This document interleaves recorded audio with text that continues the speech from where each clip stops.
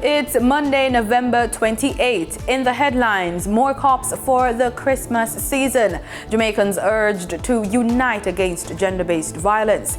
Regionally, Bahamas on a mission to end the AIDS epidemic by 2030. Internationally, protests break out in China over zero COVID policy. And in sports, we're on the pitch with cricket. It was a draw in the match West Indies versus Australia. This is the news on PBC Jamaica. I'm Simone Absalom Gale.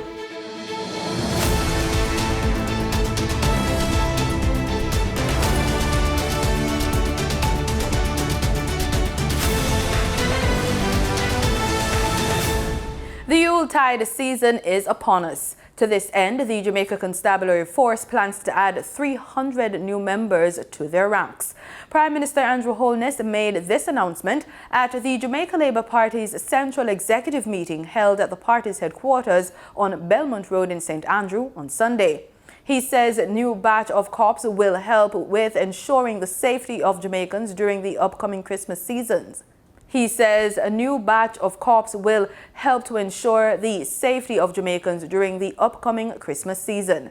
He says, quote, "A few months ago, we graduated 300, and a couple of days' time, we will graduate another 300. That's 600 policemen will be added to the force in a few months." Jamaica is among 84 countries hit by a WhatsApp data leak. Personal data of WhatsApp users is reportedly on sale on a hacking forum. A report from Cyber News claims that data of users from 84 countries has been put on sale. The perpetrator claims that there are 32 million records of users from the US alone. Cyber News says it reached out to WhatsApp's parent company, Meta, but received no immediate response. To prevent consequences of personal data leaks, such as phishing or malware attacks, regular users should adopt common cybersecurity measures. This includes a reliable antivirus that blocks various cyber threats such as Total AV. And for online privacy, consider looking at the best VPNs for WhatsApp on the market that encrypt your data. The Central Sorting Office, CSO, is set to start its Caribbean Transportation Hub Project think tank today, November 28. Delegates from the Universal Postal Union and Caribbean Postal Union will participate in the three-day discussions to rectify protracted delays experienced by mail transport operators and clients across the region. Subsequent meetings on the matter will be held in the other four potential transit hub countries. Postmaster General Lincoln Allen says previous meetings have led to an agreement that the provision of limited transit mail services on behalf of regional and international postal administrations is among the resolutions. He notes that conversations around the establishment of a second airmail facility at the Sangster International Airport in Montego Bay have begun. There are also plans to retrofit and transform the Montego Bay No. 2 post office in a second international mail processing center. Minister of Finance and the Public Service, Dr. Nigel Clark, says a second supplementary estimate for the fiscal year 2022-2023 will be tabled in early December to facilitate the payment of salaries to public sector workers under the new compensation system by Christmas. He says the revised estimates will distribute the funds from Finance Ministry to each ministry department and agency for which agreements have been signed. And we're allocating 16 billion there. There's another 2.2 billion to the Ministry of Health, and then about 3 billion for statutory deductions, making a total of 21 billion. The minister also gave an update on the ongoing wage negotiations, stating that 15 unions have signed on to the new compensation package. The government has now reached agreement with 15 public sector unions representing category of employees with a total headcount of 60,000. And that's the majority of central government employees. Even as we continue to work towards reaching agreements with others, Madam Speaker, we thank public sector unions who have signed for their leadership. We thank the Transformation Implementation Unit. He was speaking at the last meeting of the lower house. During that sitting, the first supplementary estimates for 2022-2023 were approved, reflecting a revised budget of the $971 billion from the $912 billion originally approved for the financial year. Country Representative for the United Nations Gary Conneal is urging Jamaicans to take personal responsibility to fight against incidents of violence against women. He's calling for unity for activism to end gender-based violence. The UN Women Multi-Country Office of the Caribbean has further identified a regional theme, honoring grassroots feminist movements, radical grounding in the elimination of violence against women and girls, activism in the Caribbean, which sets out to honor the importance of women's movements as powerful means of preventing and ending violence against women and girls in our region. He says his team will continue to work with the Jamaican government and stakeholders to ensure that reliable data is available for decision-making, support legislative and policy positions to address violence against women and girls and family violence, while enhancing response services and care for GBV survivors in the health, security, justice, and of course, social sectors. We are in this fight alongside you and will also continue our work with civil society and women's movements to ensure that community leaders remain empowered to design and implement programs that respond to violence against women and girls and address toxic masculine behaviors that have unfortunately become too acceptable in our communities. Students are being encouraged to consider pursuing unconventional career paths in science, technology, engineering, and mathematics. Minister of Science, Energy and Technology, Darryl Vaz, made the call. He says youngsters should also look into creating new job fields in STEM to help advance the country's development. Maya Chung explains. The Minister of Science, Energy and Technology, Darryl Vaz, was speaking at the third STEM Mentee Workshop, which focused on STEM in the real world, Wednesday, November 23. Minister Vaz noted that although these career paths may not fit with the conventional science-based jobs, they play an equal or possibly more important role in the contribution to Jamaican development. He added, in looking into the future, Jamaicans must recognize that to bring change and create meaningful solution to the society's problems, diversity is necessary. Minister Vaz said further students from all communities must be immersed in STEM as the nation journeys towards the goals outlined in Vision 2030. The minister also reiterated that a country's ability to provide a solid foundation in STEM education is an indicator of future growth and development. He asserts that in addition to boosting employability, STEM education prepares students to think critically and compete with students from different parts of the world. Vaz added that students also need to become familiar with communication, collaboration, and coordination between disciplines. He explained that these are necessary skills that are becoming more commonplace in any career path or industry and allows for better problem solving through innovations for transformation of the Jamaican society. Earlier this month, the Ministry of Education and Youth announced its intention to build 6 STEM schools in Jamaica. Together, these are estimated to cost US $133 million. The workshop was staged by the National Commission on Science and Technology, NCST, in partnership with the Scientific Research Council, SRC, and the Science Division of the Ministry. Reporting for PBCJ News, I am Maya Chung. Dancehall star Popcorn and former Miss World Tony Ann Singh are set to release a collaboration dubbed Next to Me on Wednesday, November 30. The celebrity couple recently posted the single's cover art. Singh, who is Miss World 2019-2020, first showcased her skills on the international stage during the talent segment of the local Miss Jamaica World pageant, where she blew away the competition with a high-powered cover of Whitney Houston's iconic chart-topping single, I Have Nothing, during the talent segment. She has been the subject of songs.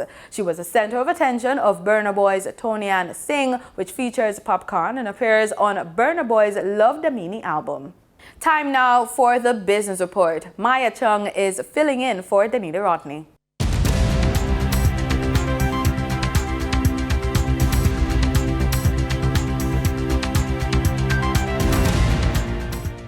The Commercial Division of the Supreme Court of Jamaica has approved the scheme of arrangements, which will see 1834 Investments Limited amalgamated into Radio Jamaica Limited and 1834 shareholders receiving cash or shares in Radio Jamaica, which trades as RJR on the Jamaica Stock Exchange, JSE.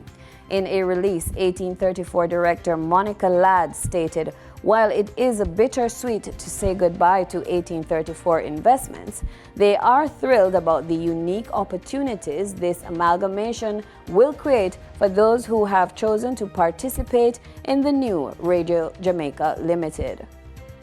Now for your market updates. In foreign exchange trading for Friday, November 25, the US dollar sold for an average of $155.24. The Canadian dollar ended trading at $117.82. The pound sterling traded for $187.45, and the euro sold for an average of $163.18. In JSE trading, the JSE index advanced by 1,999.87 points. The junior market index declined by 9.82 points. The combined market index advanced by 1,779.22 points. And the All Jamaican Composite Index advanced by 1,783.90 points. Overall market activity resulted from trading in 100 stocks, of which 44 advanced, 43 declined, and 13 traded firm. Stocks advanced for 138 Student Living Jamaica Limited, AMG Packaging and Paper Company Limited, and Barita Investments Limited. Stocks declined for Cargo Handlers Limited, Caribbean Assurance Brokers Limited, and Dollar Financial Services Limited. Trading firm were Berger Paints Jamaica Limited, Caribbean Cream Limited, and Community and Workers of Jamaica CCU Deferred Share. The overall volume leaders, Seprod Limited, Sagicor Select Funds Limited, Financial and Trans-Jamaican Highway Limited with over 1 million units. In regional stocks, in Trinidad and Tobago, Clico Investments Fund was the volume leader with over 9,000 shares, followed by Calypso Macro Index Fund with a volume of 25 shares being traded. On the Barbados Stock Exchange, Cave Shepherd and Company Limited was the sole security trading 300 shares. In regional business, dozens of Barbadians will be employed by the fintech company Paystone Incorporated next year. This was revealed during a media conference at the Lloyd Erskine Sandiford Center on Friday. Chief Executive Officer Tariq Al-Ansari says 50 people will find jobs at the company and 5 have already been hired, and the Minister of Labor, Social Security and the Third Sector, Colin Jordan, said Paystone presents a different kind of employment. We're looking for the top 10 percentile and we're willing to pay for it. So we're matching or putting our wallet where our mouth is in terms of the caliber of talent that we want to attract and what comes with the responsibility and the accountability that we hold for these roles. And this is something, we're very, very excited about. So, and the team has been really impressed by the talent and the candidates that we've hired so far in terms of their ability to contribute and the addition that they have brought to the team. Fintech is that next space, and there are lots of companies into fintech. In Barbados, we don't have lots of companies that are pioneering in the area, and so when a company like Paystone indicates an interest in having either setting up operations in Barbados or employing Barbadians to work in their existing operations, then it presents for us an exciting opportunity. In international business, Venezuela's government and the opposition have signed an agreement seeking to end a political economic crisis. The United States has responded, saying it will issue limited-term contracts allowing for oil extraction by energy company Chevron, Al Jazeera's Manuel Rapallo reports. High hopes in the Mexican capital as delegates from the Venezuelan government and opposition meet at the negotiating table for the first time in more than a year. We are very pleased to return to this noble Mexican land of sisters and brothers in solidarity with the Bolivarian Republic of Venezuela. The latest round of negotiations resulted in a signed agreement which seeks to resolve the crisis in Venezuela through free and fair elections and to ease crippling economic sanctions on the country. In regional news, in the Bahamas, European luxury vehicles are entering the local all-electric car market with the arrival of the all-electric BMW 14. Our news has a story on how the luxury items of the past are moving into the future. So now we're going to do a bit of an acceleration test. There's a new kid in town when it comes to electric cars, and it's BMW's all-electric i4. We've seen years of electric vehicles coming out on the road, but now European luxury vehicles are entering the local stage. BMW's first all-electric vehicle promises not only the power to change the planet, but also power on the road. But in Nassau, is it really power we need? Or is it mileage? Omega Motors salesperson Carvel Wallace speaks to the car's city performance. So yes, we have a lot of stop and go. And again, it is great for that. The island is so small that the commute around town is just perfect for electric vehicles. It's just perfect for electric vehicles. There's no need for the vehicle to have a combustion engine running when you're sitting in traffic. So with all electric, all of that is done away with. You still have all the comforts of everything in the car without the carbon emissions from a combustion engine. After a spring season of climbing gas prices, you may be interested to hear that Wallace says overnight charges in the i4 could last a week or more, as the car's range is around 100 miles farther than the weekly average a person will drive. And while some other electric models make the design choice to highlight their eco-friendly nature, this i4 has chosen the opposite. If you were to park it next to one of its combustion engine counterparts, you'd be pressed to tell the difference. But when it comes to duty rates of electric vehicles, the difference is abundantly clear. So the advantage of this car, or the hybrid, the electric cars, the customs duty structure is an incentive for you to lean towards these. The duty rate is much less, 10% on some, 25%, where otherwise it'll be 45 or 65%. So there is a lot of reason to go ahead with either the hybrid or the all-electric. In other news from the Bahamas, the world and the Bahamas are on a mission to end the AIDS epidemic by 2030. With World AIDS Day on December 1, where does the country stand with meeting those goals? Our news has that report. The United Nations fast-track goal to end the AIDS epidemic means getting 95% of people with the virus diagnosed, 95% on medication, and 95% of people with the gold standard of viral suppression, where you wouldn't be able to detect the virus in a teaspoon of blood.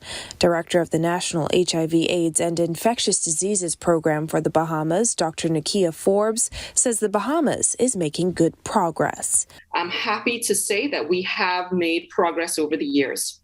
We have increased the number of persons who know their status. We have increased the number of people who are on treatment, and we've also increased the number of people who have viral suppression. The hope is by fast-tracking the AIDS response, 28 million HIV infections around the world can be diverted between 2015 and 2030, along with 21 million AIDS-related deaths during the same period. While Dr. Forbes says the crisis of the COVID-19 pandemic had some effect on the local program, it's now back on track. There were curfews, that transportation may have been reduced, that people were in their homes. We did have a reduction in HIV testing. So that did fall significantly. And we've been able to regroup in 2021 and here in 2022. However, according to the UN AIDS 2022 report, the global AIDS response is under threat as 4,000 people become infected with HIV every day around the world. The Caribbean region still has the highest HIV prevalence of any region outside of sub-Saharan Africa. But the Bahamas is one of 6 countries in the region that has introduced daily oral pre-exposure prophylaxis, or PrEP, in national guidelines. In order to achieve those UN goals, Dr. Forbes says there's still work to be done. We have a significantly long way to go still. We still only have about 68% of people on treatment. It's going up, but we need to get a higher number of people on treatment. And we're happy to report that viral suppression for the entire group is about 81%, which is also up. But we recognize that we have a long way to go, and we're going to continue to work toward that. And that will take the continued dedication and support of key stakeholders, including government, civil society, key populations, and private stakeholders.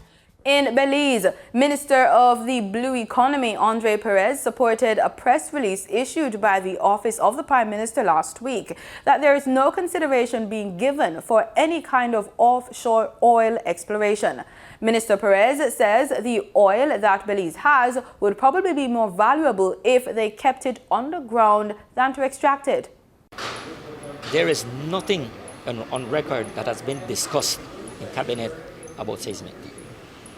One-on-one discussions, it has been discussed what is out there as it relates to the blue economy. Let's not forget what is the blue economy.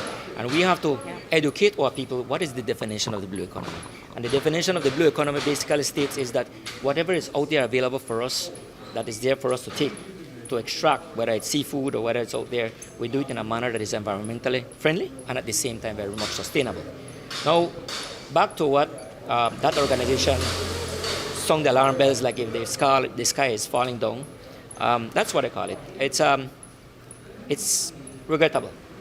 It was unnecessary. I am part of a government that is very responsible, and no one in cabinet or in our government in their right mind would want to do any kind of drilling. And I have every confidence what my Prime Minister said was basically something of an opinion, and nothing is wrong with that. Back to the blue economy. 10, 15 years ago, if we were to discover oil out there, the only way to give it value was to extract it.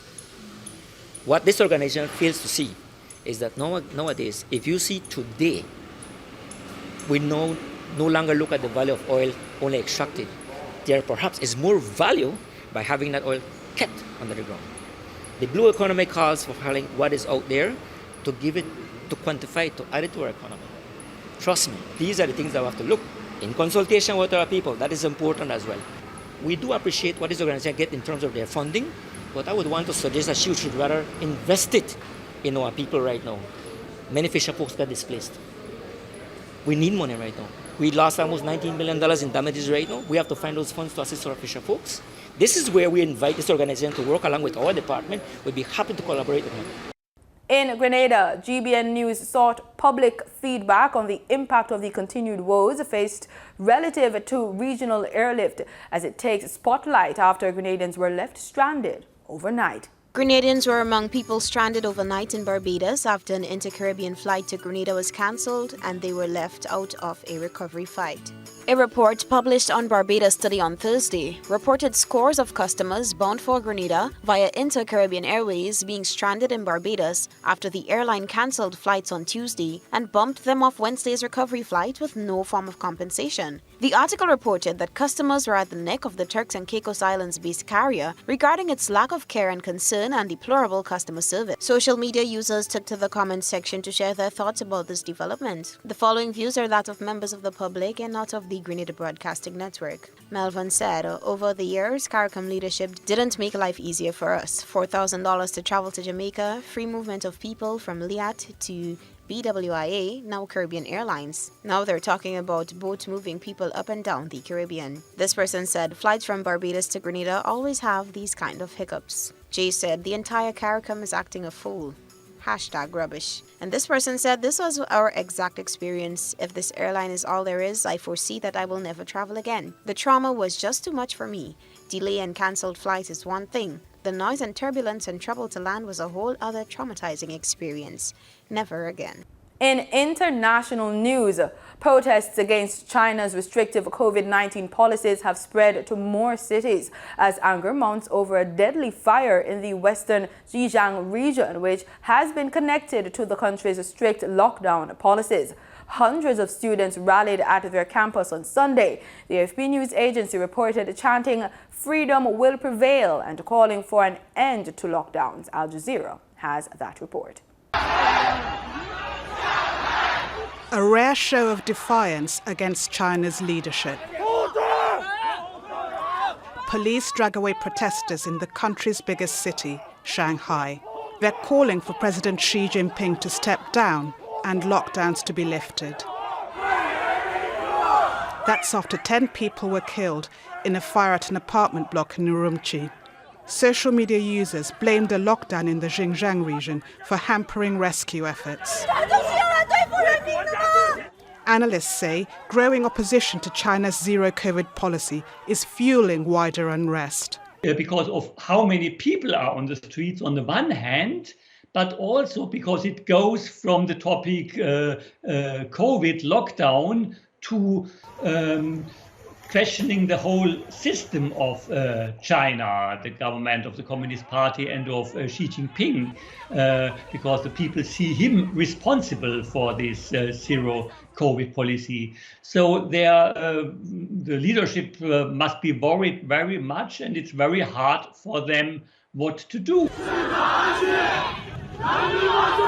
Vigils have been held at universities across China, and here at Shanghai's Urumqi Road as COVID cases surge.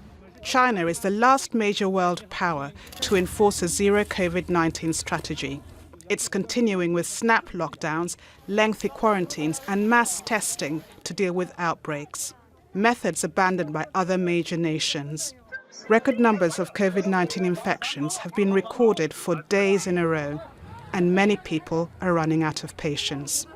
In sports, the West Indies settled for a competitive draw versus the Australia Prime Minister's 11 as their 4-day pink ball match ended in Canberra. Here's match details. Resuming on 35 without loss in pursuit of 309 with captain Craig Brathwaite and Tejnarayan Chandapal in the wicket, the Windies added only 4 runs to the overnight score before Brathwaite was bowled for 20. Chandapal kept a steady pace to score 56. A useful 55 from Devon Thomas left the match evenly poised at the dinner break, with the visitors on 221 for 5, requiring a further 88 runs for victory of a minimum of 31 overs. And they looked on course for the win when Joshua Da Silva and Alzari Joseph combined for a 48-run 7th wicket stand. But when Joseph departed, followed by Kemar Roach, the score was 273 for 8, and the regional team understandably shut up shop and settled for the draw, with Da Silva ending on 52 not out as they closed on 277 for 8. Chandapal was named player of the match. Cricket West Indies President Ricky Skerritt offered condolences to the family of former West Indies wicketkeeper David Murray, who passed at 72 on Friday. Murray was the son of West Indies batting great Sir Everton Weekes and his son Ricky Hoyt. Represented Barbados and West Indies A-team as a wicket-keeper/batsman. His debut tour was in 1973 to England, and in all he played 19 tests, 10 one-day internationals and also 114 first-class matches.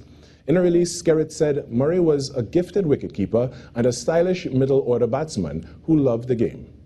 Time now for our Qatar FIFA World Cup update. Brazil have booked their ticket to round of 16, winning their match against Switzerland 1-0. Cameroon and Serbia's game ended 3-3. Ghana won against South Korea 3-2. And that's the news on PBCJ. Thank you so much for watching.